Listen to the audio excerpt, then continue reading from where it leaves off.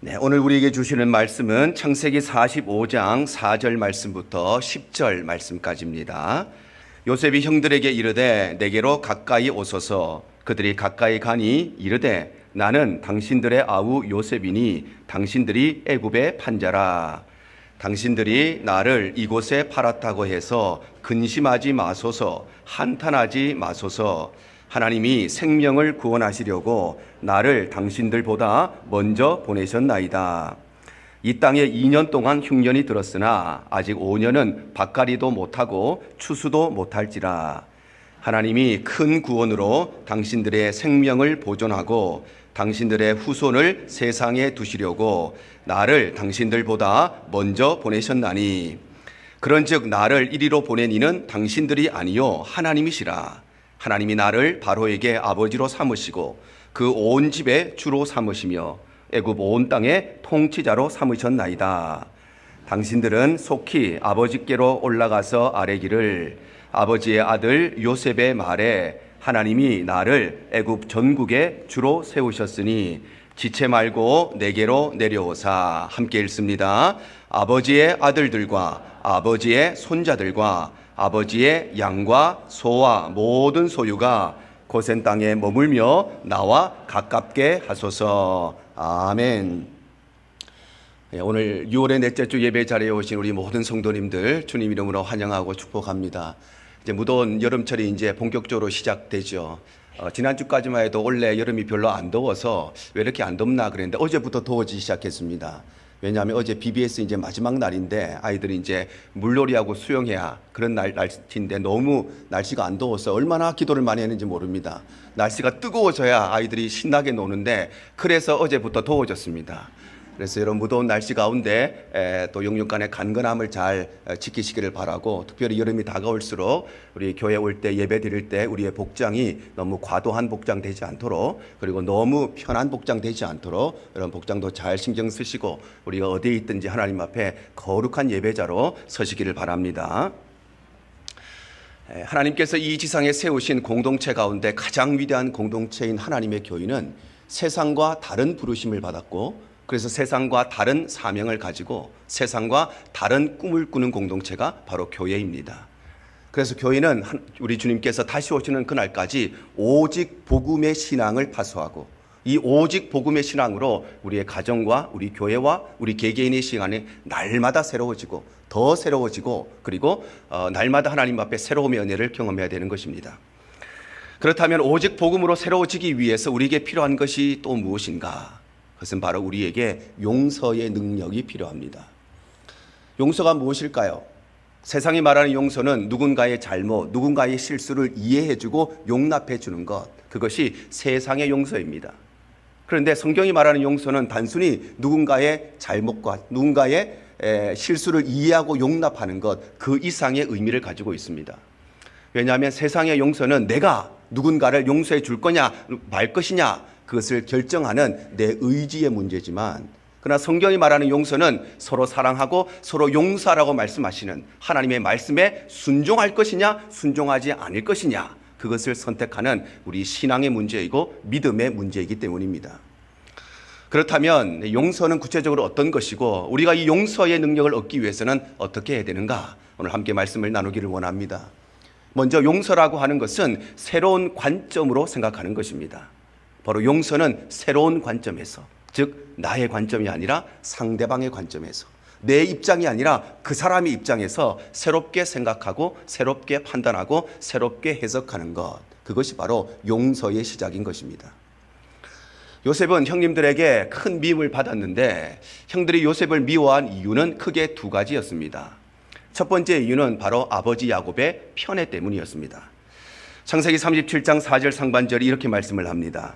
그의 형들이 아버지가 형들보다 그를 더 사랑함을 보고 그를 미워하였다, 이렇게 말씀하죠.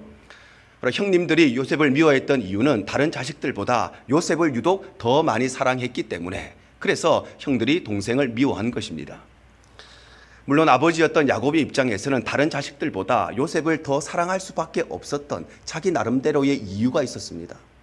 왜냐하면 이 요셉은 자신이 가장 사랑했던 라헬을 통해서 얻었던 첫 번째 아들이었을 뿐만 아니라 요셉의 어머니였던 라헬은 요셉이 아주 어렸을 때에 그 동생 베냐민을 낳다가 일찍 죽었기 때문에 다른 자식들은 다 엄마가 있는데, 그런데 요셉은 엄마가 없었기 때문에 그래서 아버지의 입장에서 더 안쓰러워 보였고 더 마음이 쓰였기 때문에 더 사랑할 수밖에 없었던 것입니다.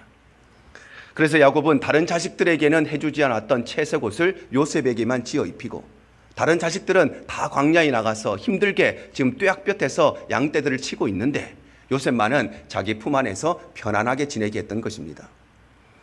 그런데 사실 요셉이 아버지의 심부름을 받고 형님들에게 찾아갔다가 노예로 팔리게 된 그때 요셉의 나이가 몇 살이었는가? 그때 그의 나이가 17살이었습니다. 지금은 17살이라고 하는 나이가 아직 부모님의 또 사랑과 케어를 받아야 되는 나이지만 이 당시만 해도 17살이라고 하는 나이는 자기 앞가름을 충분히 할 수 있는 나이였습니다. 저희 큰아이가 원래 17살입니다.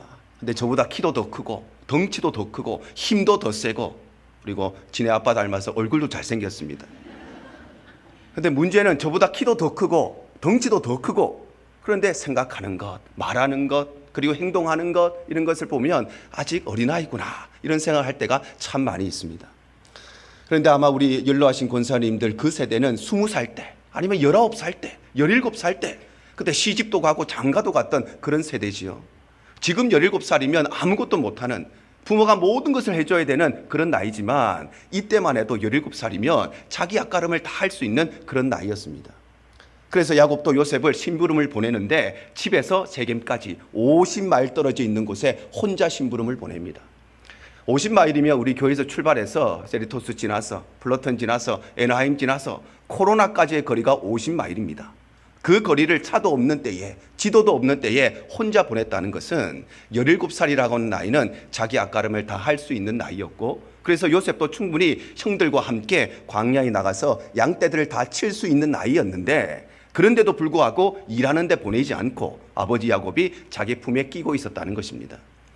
그러니 이러한 아버지 야곱의 편애는 형들로 하여금 동생을 미워할 수밖에 없는 첫 번째 이유가 되었던 것입니다. 그런가 하면 두 번째 이유는 요셉의 거만함 때문이었습니다. 창세기 37장 5절에 이렇게 기록이 되어 있습니다. 요셉이 꿈을 꾸고 자기 형들에게 말하매 그들이 더욱 그를 미워하였더라. 바로 형들이 요셉을 더 많이 미워한 이유는 형들에게 버릇없이 굴었던, 철없이 굴었던 이 요셉의 거만함 때문이었다는 것입니다. 어느 날 요셉이 두 개의 꿈을 연달아 꾸게 되죠. 첫 번째 꿈은 형님들의 곡식단이 자신의 곡식단에게 절을 하는 꿈이고, 두 번째 꿈은 해와 달과 별이 자신에게 절을 하는 꿈이었습니다. 사람은 누구나 꿈을 꿉니다. 그리고 아주 신기한 꿈을 꾸며, 예를 들어서 돼지가 나타나서 금덩어리를 줬다든지 아니면 9마리의 용이 여의주를 물고 올라가는 꿈을 꿨다든지 신기한 꿈을 꾸며 옆에 있는 사람들에게 자신의 꿈 이야기를 하는 것은 너무 당연하고 자연스러운 일입니다. 그런데 요셉도 꿈을 꿨는데 아주 신기한 꿈을 꿨기 때문에 형님들에게 자신의 꿈 이야기를 하는 것까지는 자연스러운 일인데, 당연한 일인데, 그런데 그의 생각과 그의 말이 지혜롭지 못하고 절제하지 못했다는 것입니다. 우리가 지난주에 절제에 대해서 함께 말씀 나누었는데 절제의 첫 번째가 뭐라고요? 다 까먹으셨죠. 오늘 제가 또 잔소리처럼 또 하게 되는데, 절제의 첫 번째는 우리의 언어가 가장 적절한 때에 가장 적절한 방법으로 표현되는 것, 그것이 바로 절제의 첫 번째입니다. 그런데 요셉이 꾼 꿈은 하필이면 형님들의 곡식단이, 다른 사람이 아니라 형님들의 곡식단이 자신에게 절을 하는 꿈이고, 아버지와 어머니와 형님들을 상징하는 해와 달과 별들이 자신에게 꿈을 꾸는 그런 꿈이었습니다. 그러니 당연히 이 이야기를 형님들에게 하면 형님들의 마음이 어떨지, 형님들의 기분이 어떨지, 그것을 상식이 있는 사람이라면, 생각이 있는 사람이라면, 철이 든 사람이라면 당연히 알 것이고, 그래서 이야기를 하지 않든지 아니면 이야기를 하더라도 아주 조심스럽게 아주 지혜롭게 했을 것입니다. 그런데도 요셉은 자신의 꾼 꿈의 이야기를 아무런 가감 없이 형님들에게 다 이야기했다는 것은, 이때까지만 해도 요셉은 아버지의 품 안에 있으면서 오냐 자라면서 다른 사람들의 기분은 생각하지 못하는, 전혀 배려심 없는 사람이었다는 것입니다. 특히나 그가 첫 번째 꿈을 꾸고 형님들에게 이야기했을 때 형님들이 이렇게 이야기하죠. 형님들, 내가 형님들의 곡식단이 저의 곡식단에게 절을 하는 꿈을 꿨습니다. 그랬을 때 형님들이 듣고 그렇구나.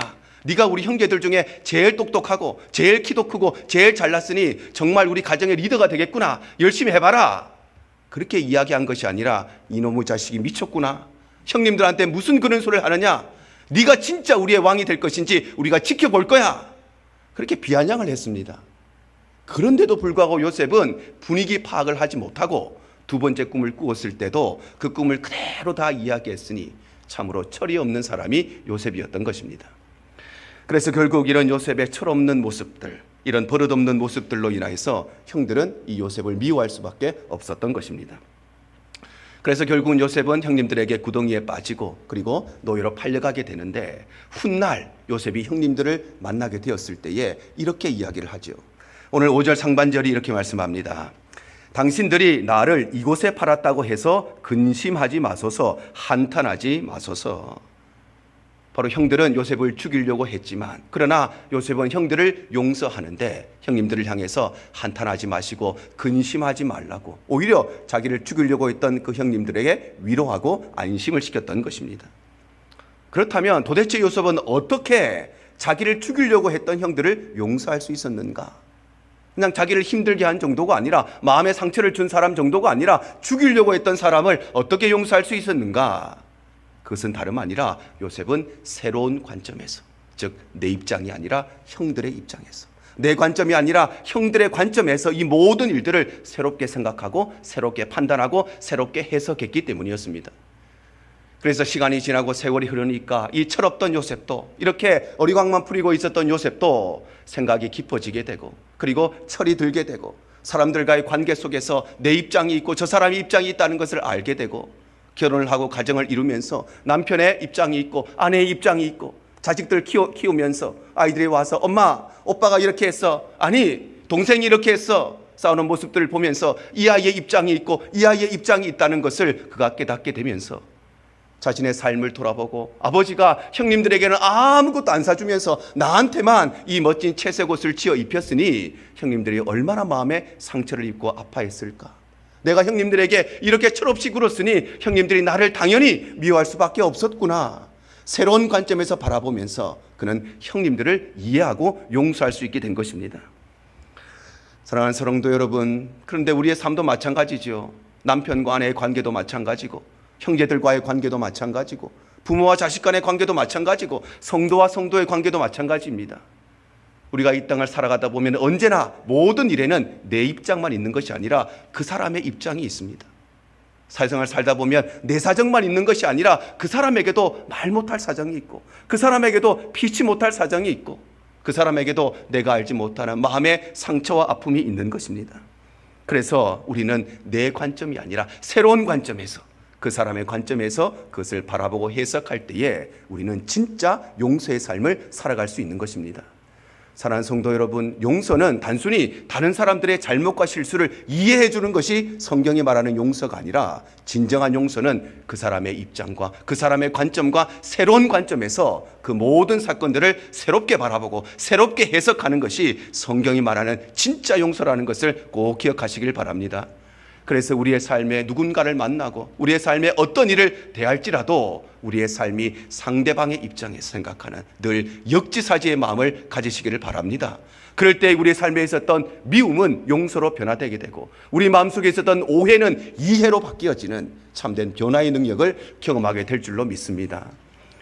두 번째로 용서라고 하는 것은 새로운 존재로 변화되는 것입니다. 용서라고 하는 것은 내가 단순히 누군가를 용서해야지 그런 것이 아니라 그 용서를 통해서 내가 새로운 존재로 변화되어야만 그것이 진짜 용서인 것입니다. 요셉은 아버지의 심부름을 받고 형님들을 찾아갔다가 형들에 의해서 물이 없는 구덩이에 던져집니다. 창세기 37장 24절이 이렇게 말씀을 합니다. 그를 잡아 구덩이에 던지니 그 구덩이는 빈 것이라 그 속에 물이 없었더라. 사람의 신체는 70%가 물로 구성되어 있기 때문에 일반적인 상황에서는 일주일 정도까지 물을 먹지 않고도 버틸 수가 있습니다. 그런데 날씨가 아주 건조한 사막이나 광야에서는 일주일이 아니라 이틀 정도만 물을 먹지 못해도 금세 탈수 증세가 오고 사망에 이르게 되는 것입니다. 그런데 형들이 요셉을 구덩이에 던지면서 의도적으로 물이 없는 구덩이에 던집니다. 왜냐하면 형들의 목표는 명확했기 때문입니다. 형들은 요셉을 혼내주려고 한 것이 아니라, 그에게 겁을 주려고 한 것이 아니라 요셉을 죽이려고 했기 때문입니다. 구덩이가 한두 개가 아니었을 것입니다. 그런데 물이 없는 구덩이에 던진다는 것은 시간이 지나면 죽을 수도 있는 위험한 상황에 던진다는 것이고, 그래서 의도적으로 물이 없는 데 던졌다는 것은 그들은 요셉을 반드시 죽이겠다는 마음을 가졌던 것입니다.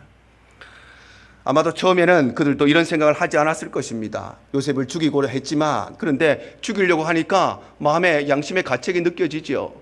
나중에 어떤 일이 벌어질까? 내가 벌 받지는 않을까? 이런 생각이 사람인데 왜 없었겠습니까? 뿐만 아니라 그들이 피를 나눈 형제들이었기 때문에 마음껏 그렇게 사람을 죽이는 일이 쉽지 않았지요. 그런데 물이 없는 구덩이에는 던져놓기만 하면 내가 그 다음에 아무것도 안 해도, 손 하나 까딱하지 않아도 자연스럽게 죽일 수가 있는 것이기 때문에, 내가 죽인 것이 아니라 스스로 죽은 것이 되기 때문에, 그래서 내 손에 피 한 방울 묻히지 않고 요셉을 죽일 수가 있는 아주 묘수 중의 묘수였고 기회 중의 기회였습니다. 물론 다행스럽게도 요셉은 목숨을 건지게 되고, 그리고 미디안 상인들에게 팔려서 노예로 끌려가게 되지만, 이 일은 요셉에게 있어서 평생 잊지 못할 아픔이고 평생 씻지 못할 상처고 절대 용서할 수가 없는 일이었습니다. 아마도 요셉은 처음에도 아마도 그도 사람이었기 때문에 형들이 밉지 않았겠습니까? 증오하지 않았겠습니까? 분노하지 않았겠습니까? 내가 나중에 반드시 복수하겠다고 다짐하지 않았겠습니까?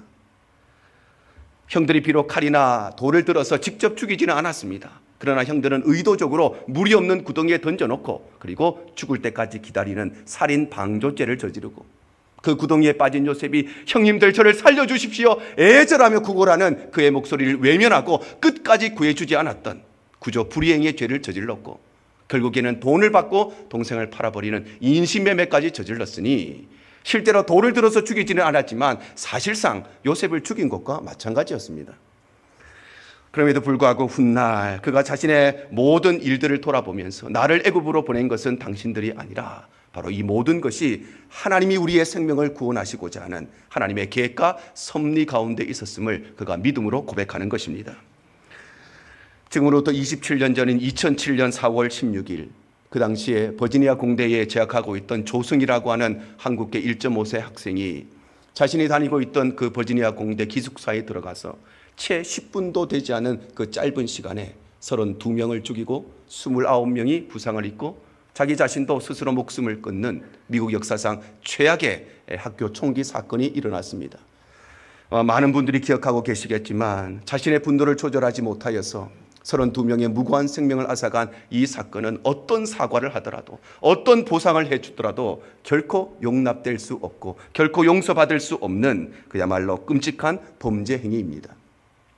그런데 이 32명의 희생자의 장례식 날에는 이 32명의 사람들을 기억하면서 32개의 비석과 32개의 꽃과 32개의 나무가 헌화된 것이 아니라 32명이 죽었는데 33개의 비석이 세워지고 33개의 꽃이 헌화되고 33그루의 나무가 헌화되었습니다.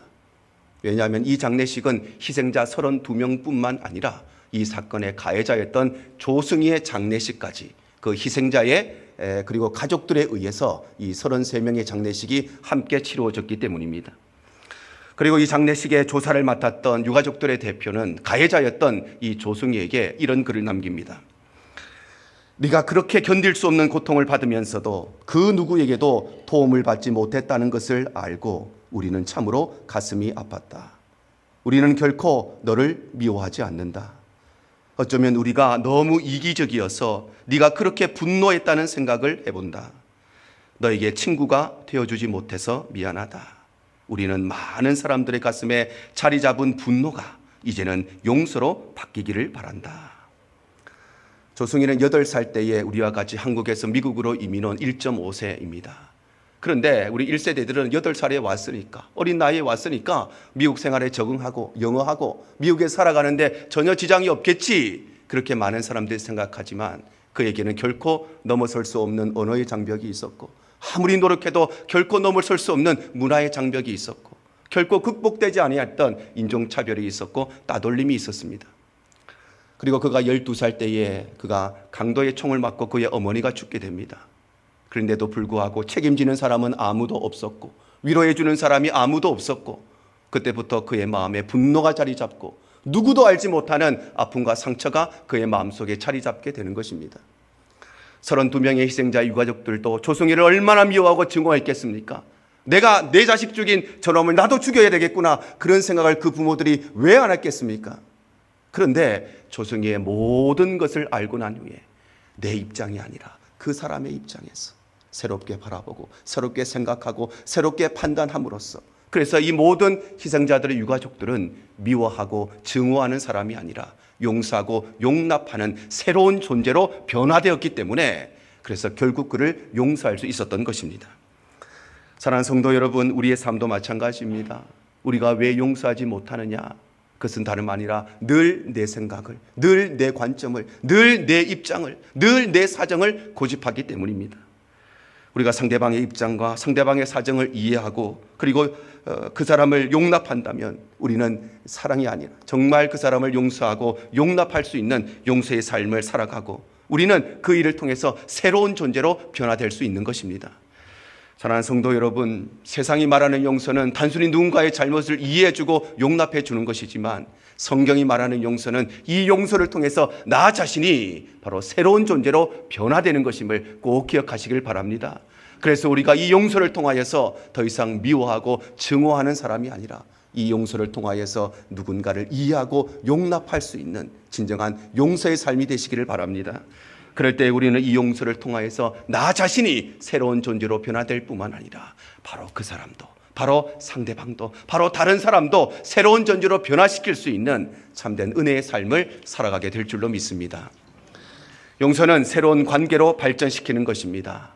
용서라고 하는 것은 우리가 말로만 용서해주고 마음으로만 용서해주는 것이 아니라, 진짜 용서라고 하는 것은 그 용서를 통해서 그 사람과 나와의 관계를 더 깊은 관계, 더 친밀한 관계로 발전시키는 것이 진짜 용서인 것입니다. 그래서 요셉은 자신을 죽이고자 했던 형들을 기꺼이 용서했을 뿐만 아니라, 그냥 용서한 것뿐만 아니라 그 용서에서 한 걸음 더 나아가서 오늘 이렇게 이야기합니다. 오늘 10절입니다. 아버지의 아들들과 아버지의 손자들과 아버지의 양과 소와 모든 소유가 고센 땅에 머물며 나와 가깝게 하소서. 바로 요셉은 형들을 미워하는데 그냥 말로 내가 용서할 테니, 내가 다 잊어버릴 테니 이제는 우리 얼굴 보지 말고 삽시다, 그렇게 용서하는 것이 아니라 그가 말과 마음으로 용서했을 뿐만 아니라 아버지의 아들들, 즉 자신을 죽이려고 했던 형님들과 아버지의 손자들, 그 형님들의 자식들까지 나와 가까이 지내면서 나하고 이전보다 더 깊은 관계, 더 친밀한 관계를 그가 형성하고자 했던 것입니다. 왜냐하면 용서라고 하는 것은 누군가의 잘못을 용서해 줌으로 인해서 과거의 관계로 돌아가는 것이 아니라 그 과거의 관계보다 더 깊은 관계로, 더 친밀한 관계로 발전시키는 것이 성경이 말하는 용서의 의미이기 때문입니다. 그래서 우리 한국교회의 성자이고 또 사랑의 원자탄으로 불리는 손양원 목사님은 자신의 두 아들을 죽인 살인자를 그저 말로 용서하고 그저 마음으로 용서한 것이 아니라 그 사람을 자신의 아들로 삼고, 그래서 그와의 관계를 이전의 관계가 아니라 더 깊고 더 친밀한 관계로 발전시켰던 것입니다. 여수 반란 사건이 일어났을 때에 손 목사님의 장남이었던 손동인 군은 그 당시에 순천사범학교 4학년에 재학 중이었고, 차남이었던 손동신 군은 그 당시에 순천중학교 2학년에 재학 중이면서 이들은 미국 유학을 준비하고 있었습니다. 그런데 폭동을 일으켰던 좌익 세력들에게 잡히게 되어서 결국 총살을 당하고 마는데, 그 중심에, 이 총살을 시행했던 그 중심에 안재선이라는 사람이 있었습니다. 그래서 이 반란이 모두 다 진압되고 난 뒤에 이 안재선이 붙잡히게 되고 결국은 법정에서 사형을 언도받게 됩니다. 손 목사님은 그 당시에 사랑하는 두 아들, 그것도 장남과 차남을 잃었으니 가족들의 증언에 의하면 목사님이 정신적인 공황 상태에 있으셨다고 합니다. 설교를 하고 있기는 하는데 무슨 말을 하는지 자기도 모르고 있고, 세상을 바라보면서 무슨 생각을 하고 있는지 정신적인 공황 상태에 있었는데, 자신의 아들을 죽인 그 사람이 바로 사형을 언도받았다는 사실을 알게 되면서 손 목사님 그때부터 그 사람을 위한 구명운동을 시작합니다. 가족들이 다 반대하죠. 주변에 있는 모든 사람들이 반대하고 손 목사님 교회의 모든 성도들이 다 반대했습니다. 그리고 재판장의 재판관조차도 죄를 저지른 사람이 죄값을 치르지 않고 석방할 수 없다고 거부합니다. 그런데도 불구하고 손 목사님은 끝까지 이 사람을 위한 구명 운동을 펼치되 과연 이 사람이 석방시켜 주신다면 저의 아들로 삼고 제가 끝까지 책임지겠다는 약속을 하고 그를 데리고 나옵니다. 그리고 손장원 목사님은 안재선의 이름을 자신의 성을 따라서 손재선으로 이름을 개명시키고 자신의 양자로 삼고 자신의 아들로 사랑해 주었는데, 바로 그는 단순히 말로만 용서하고 마음으로 용서한 것이 아니라 그 용서한 사람을 이전보다 더 깊은 관계로, 이전보다 더 친밀한 관계로 아름답게 그 관계를 더 발전시켰던 것입니다. 남아프리카 공화국 최초의 흑인 대통령이었던 넬슨 만델라도 마찬가지였습니다. 그는 사실 잘 나가는 변호사였습니다. 그런데 어느 날부터 인종차별에 반대하고 흑인들의 인권운동을 하다가 결국 잡혀서 27년 동안 감옥에서 지내게 됩니다. 그리고 27년 이후에 석방되어서 그가 드디어 남아공 최초의 흑인 대통령이 되는데, 자신의 그 대통령 취임식에 누구를 초청하느냐? 남아프리카 공화국 역사상 최초의 흑인이 대통령이 되었기 때문에 온 세계에서 축하사절단이 다 참석하는 그 취임식에 이 만델라는 27년 동안 자기가 감옥에 있으면서 자기를 가장 미워하고 가장 증오하고 가장 어렵게 만들고 가장 힘들게 만들고 가장 악랄하게 대했던 그 백인 교도관을 자신의 취임식에 초대합니다. 왜냐하면 그는 말로만 용서하고 마음으로만 용서하는 것이 아니라 그 사람과 이전보다 더 깊은 관계로, 더 친밀한 관계로 나아가는 성경이 말하는 진정한 용서를 그가 실행하고자 했기 때문입니다. 사랑하는 성도 여러분, 우리가 용서한다고 하지만 말로만 용서하고 우리가 마음으로만 용서할 것이 아니라 그 용서를 통해서 그 사람과 더 깊고 더 친밀한 관계로 나아가야 되는 이유는 다름 아니라 하나님께서 우리에게 그렇게 하셨기 때문입니다. 바로 우리가 죄로 말미암아 하나님의 원수가 되었는데 하나님이 우리를 사랑하시되 그 죄를 그냥 용서해 주신 것이 아니라 하나님께서는 독생자 예수 그리스도를 이 세상에 보내시고 우리를 대신하여 죽게 하심으로 그냥 용서해 주신 것이 아니라 하나님과 우리와의 관계를 이전보다 더 친밀한 관계, 더 깊은 관계, 하나님과 우리와의 관계를 아버지와 아들의 관계, 아버지와 자식의 관계, 뗄래야 뗄 수 없는 혈연 관계, 더 깊은 관계로 우리의 관계를 발전시키신 진정한 용서를 하셨기 때문에, 그래서 저와 여러분의 삶도 이와 동일하게 말로만 용서하고 마음으로 용서하는 것이 아니라 내가 용서하는 그 사람과 이전보다 더 친밀한 관계가 되어야 그것이 진짜 용서인 것입니다. 우리가 누군가를 용서했는데 왜 마음에 여전히 마음에 불편함이 있을까요? 그것은 말로만 용서했기 때문에, 마음으로만 용서했기 때문입니다. 사랑하는 성도 여러분, 진짜 용서는 어떤 것이냐? 진짜 용서는 내가 그 사람을 용서해 줄 뿐만 아니라 이 용서를 통해서 그 사람과의 관계가 더 뜨거워지고 더 깊어지고 더 친밀해져야 그것이 진짜 용서라는 것을 꼭 기억하시기를 바랍니다.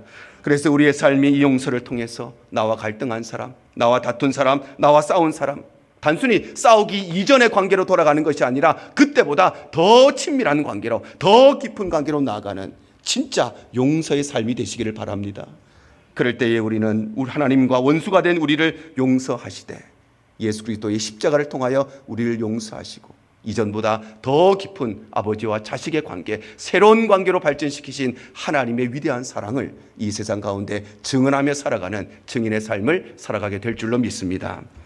오늘 우리에게 성경이 용서에 대해서 말씀하십니다. 용서란 무엇인가? 용서란 바로 새로운 관점에서 내 입장과 내 관점이 아니라 상대방의 관점과 상대방의 입장에서 새롭게 생각하고 새롭게 판단하는 것, 그것이 바로 용서이고, 용서는 그 용서를 통해서 내가 더 이상 미워하고 분노하는 사람이 아니라 이해하고 용납하는 사람으로 나 자신이 새로운 존재로 변화되어야 그것이 진짜 용서이고, 용서는 말로만 하는 것이 아니라 마음으로만 하는 것이 아니라 용서는 그 사람과 더 깊은 관계, 더 친밀한 관계로 발전되어야만 그것이 진짜 용서가 되는 것입니다.